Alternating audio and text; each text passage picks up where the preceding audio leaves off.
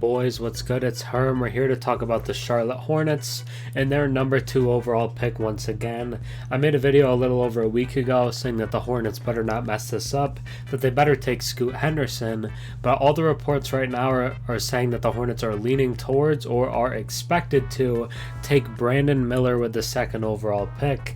And in case you didn't know this, the Hornets have a pretty long history of taking either the wrong guy or a guy that was less talented than another guy behind him. So it seems like they're going to draft for fit again rather than best player available, and I'm going to get into a history of the Hornets doing this and why again they should not do this. But before we do, think about subscribing. It's free, it's easy. If you don't like the content, you know, as unsubscribe later, that's fine. But without further ado, let's just get into it because it looks like the Hornets are about to do it again. Starting off with a report. So it's being reported by NBA Central and The Ringer that the Charlotte Hornets are favoring Brandon Miller at number 2. This is even though it's being said that Scoot Henderson would have gone number 1 in every one of the previous 5 drafts except for the Zion year. Since the Hornets already have an all-star young guard in LaMelo Ball, many speculate Charlotte is drafting for fit. However, many teams have run multiple point guard sets, CB3 with OKC specifically, with him and Schroeder and Shai Gilgeous-Alexander, as well as Denver now, because whether people want to say it or not, Jokic is a point guard. They're running Jokic and Murray both touching the ball a lot, handling it a lot, running a lot of kind of dual sets, and they're doing it with success. And passing on the clear second best prospect in Scoot Henderson would be a mistake, undeniably so. Now let's get into the history, because this isn't the Hornets' first time. Now let's take a look back at Charlotte's last 10 drafts. It's actually going to be 11 because I wanted to include the Michael Kidd-Gilchrist one in 2012. So we're going to get into each one of those and just talk about them kind of in detail. So starting off with the 2022 NBA draft, the Hornets selected Jalen Duren 13th overall. Then they traded him to the Knicks and they took Mark Williams 15th. Notable picks after Mark Williams would be AJ Griffin and Tari Eason, but I'd give him a B-. I actually think out of their last 10, this is one of the better ones. I really like Mark Williams as a defensive stopper at the 5 position. AJ Griffin and Tari Eason are both interesting, but honestly, I think Mark Williams could end up being better than both of them, so I'm not going to fault them for taking Mark before the other two. But in terms of what I would say, you should have just kept Duren, because Jalen Duren to me is a little bit higher upside, but Mark Williams, very solid center, and I have high hopes for him going forward, so this isn't a bad one. But 2021 is where we start to get rough with what they're looking at. They took James Bouknight 11th overall with the Hornets for his career, 2 years. He's averaged 5 points on pretty horrid 35, 32, 77 splits. Notable picks in the same range: Chris Duarte at 13, Moses Moody at 14, Şengün at 16, and Trey Murphy at 17. I'd have to give this a D. They should have taken Şengün, Murphy, or Moody. If you want to say, okay, they shouldn't have taken Chris Duarte, he's older, he doesn't fit the timeline, that's fine, I have no problem with that. But Moses Moody, I think, has shown flashes with the Warriors, at least that to this point he's shown more than Bouknight has. Şengün, they still needed a center at this point, and Şengün feels like a future all-star, so that's probably a miss. And Trey Murphy as well has had a bunch of 30-point games now. He really shines when Ingram and Zion aren't there. Trey Murphy, again, just a very good wing, so adding any of those 3 guys just would have been a better pick than Bouknight, because he's just struggled. He's had some injuries, so the jury's still out. I didn't want to give it an F because he could still turn it around, but at this point there were just better players on the board. 2020 is their biggest win of the past 10 years. Hornets select LaMelo Ball 3rd overall after Wiseman goes 2nd. 19 points per game in 3 years with the Hornets, 7 assists, 6 rebounds on 43, 38, 83 splits. Actually a very good 3-point shooter. People don't really talk about that. If they took Scoot, he'd be able to space the floor with Scoot just fine because he's actually a really good 3-point shooter. Averaged 23 points per game last year. Notable picks later than him that you could kind of talk about over him, there weren't any. LaMelo was the right pick. A+, just was the guy they should have taken. But Once we get past LaMelo, we get into a lot of kind of rough history here, starting with 2019. They took PJ Washington, who again I actually don't think is a bad player. With the Hornets, has averaged 13, 6, and 2 on 45, 37, 71 splits. 37% for a power forward, pretty solid in terms of from distance. Is not a bad floor spacer, and down the stretch of last year looked really good. But Tyler Herro is still on the board, went just one pick after PJ Washington, but I'd give them a B for this. I don't think this is a bad selection, but Herro has been better. PJ is still good. So this is similar to, I think, what you could look at this year, is where I think Brandon Miller is going to be good, but Scoot Henderson is just going to be better. And then 2018, I would say, is the most famous one, and the one that was in the thumbnail. So the Hornets select Shai Gilgeous-Alexander, 11th overall, and then the Hornets trade SGA for Miles Bridges. SGA was first team All-NBA this year, and Miles Bridges was not playing because of domestic violence issues. So that should clear up all kind of confusion there about who was the right pick. It should have been Shai. This is going to go down as an iconic picture, I think. Kind of like Kobe, who was going to be a Hornet as well, and now they moved off SGA, who was a first team All-NBA in only what I believe was his fifth year, either his fifth. Yeah, and what was his fifth year in the NBA, was first team All-NBA, is one of the best young guards in the league, one of the best guards in the league in general, is a fringe top 10 guy at this point, and was a Hornet for about, 2 minutes. So they had him. Michael Porter Jr. also went after at pick 14. This is a D. This is a bad look.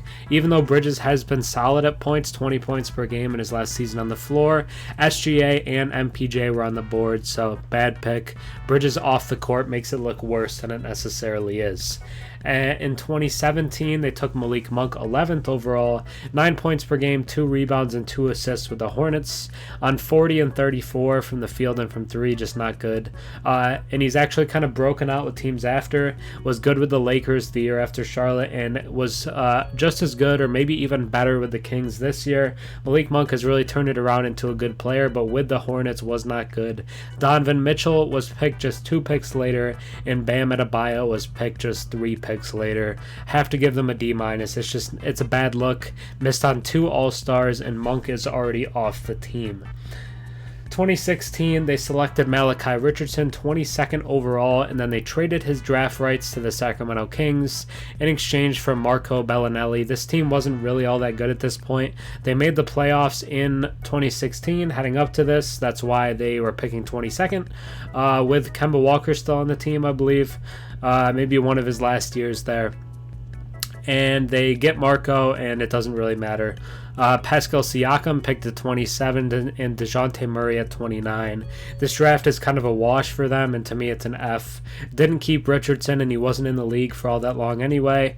2 All-Stars within 7 picks of where they were selecting. They didn't even really think about taking anybody. They didn't really look into either of those guys, who have both turned out to be very good players, and this is just a bad draft for them. 2015, they select Frank Kaminksy, 9th overall. 10 points per game, 4 rebounds, 2 assists with the Hornets on 42, 35, 76 splits. Not good for a big man. Miles Turner was selected just 2 picks later, and he was the better center.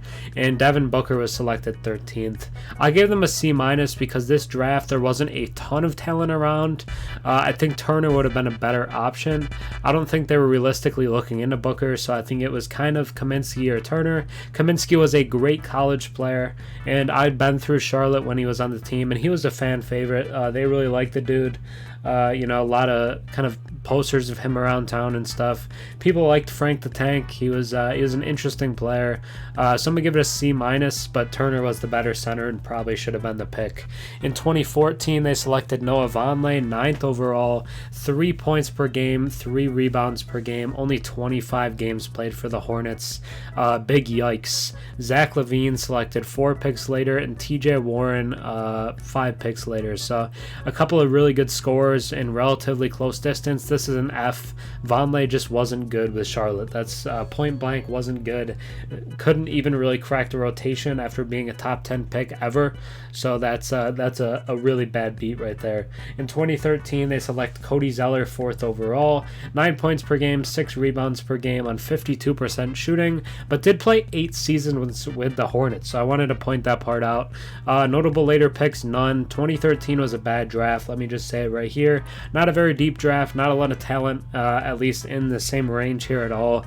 And so I'm going to give him a B. He was there for a long time, was a starting center. Zeller wasn't great, but neither was this draft, is how I would sum that up. And this is younger Cody Zeller right here, and is a solid guy. Is in the NBA Finals for Miami right now and is a contributor.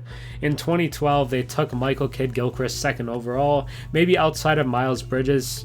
This is the worst one. So 9 points per game, 6 rebounds on 48, 28, 72 splits. 28% from 3 is awful for his career with the Hornets. He was there a long time too, and as you can tell by the shooting form, one of the worst forms we've ever seen. Was kind of just a walking meme because of it.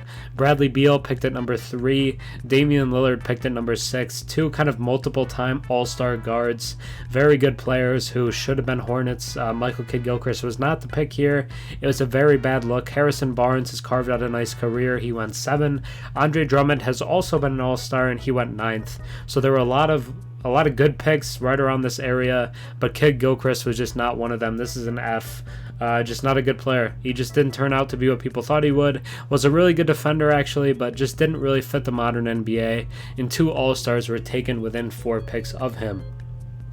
Moral of the story, don't draft for fit if your team is bad. That's what keeps you in a bad place. Take the best player available. In a recap, the Hornets took Bouknight over many others, Washington over Herro, Bridges over SGA and Michael Porter Jr., Monk over Mitchell and Adebayo, Kaminksy over Turner and Booker, Vonleh over LaVine, and Kidd-Gilchrist over Beal and Dame, and now likely Miller over Scoot, which I think will go down as one of the kind of worst picks in the recent draft memory. It's going to be a bad look, and they can stop this pattern over taking the wrong guy. Draft Scoot number 2 overall, have one of the league's most exciting backcourts. I don't think that gets talked about enough. A backcourt of Scoot Henderson and LaMelo Ball would put fans in the seats. That would sell out games because LaMelo Ball is already one of the most selling jerseys in the league. He's one of the most interacted socially players in the league. LaMelo Ball is super popular. He just fits the era that we're in and kind of capitalizing on that popularity. And Scoot Henderson with his athleticism is going to be the same kind of thing. We've seen John Morant fly up all the social stuff for years now because of the way he plays. It just makes him one of the most interesting, most watched players in the league, and Scoot will be the same thing. So to get Scoot and LaMelo in the same backcourt would generate you a ton of views, a ton of watch, and a ton of money. So not only is it the right basketball fit, it's the right financial and business fit. Elite passing out of the gate with 2 just kind of very natural just understanding of passing. LaMelo played with Lonzo, his brother, extremely well in high school. He doesn't always need the ball. Lonzo was the lead guard on that team, but LaMelo was still out there balling. He was playing great with Chino Hills. The 2 of them fit really well together, and I think Scoot and LaMelo could be a similarly successful pairing.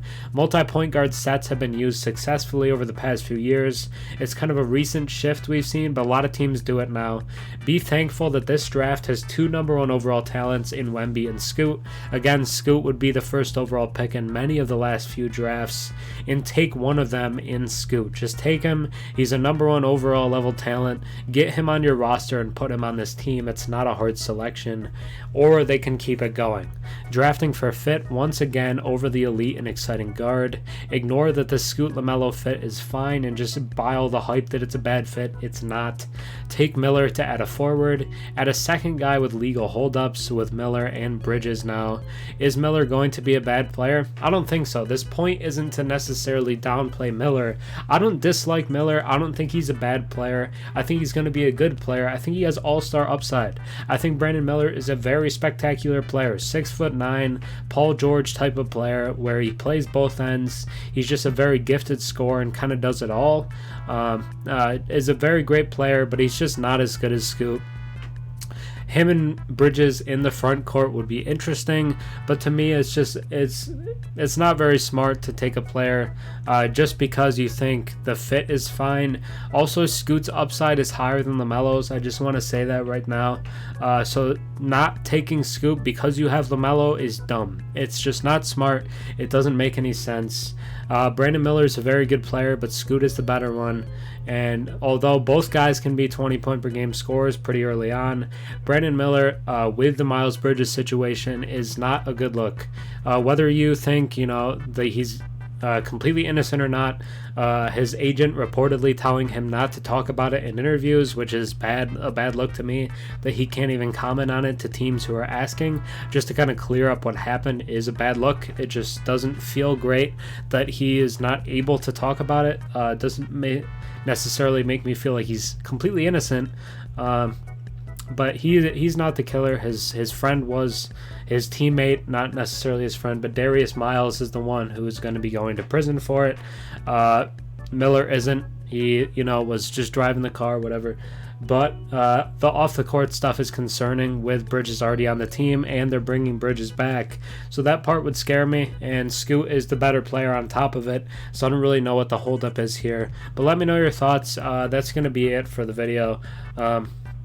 Scoot Henderson should be the pick, but it feels like the Hornets are going to do it again. They're going to take Brandon Miller. It's going to feel like Bridges over SGA. It's going to feel like Michael Kidd-Gilchrist over Beal and Dame. It's going to be that same sort of thing when we're looking back, and it feels like a clear pick to me, but maybe some people feel differently. So let me know your thoughts down in the comments below. Think about subscribing. We're on the road to 8,000 subs. Like the video, share it, think about commenting. That's it.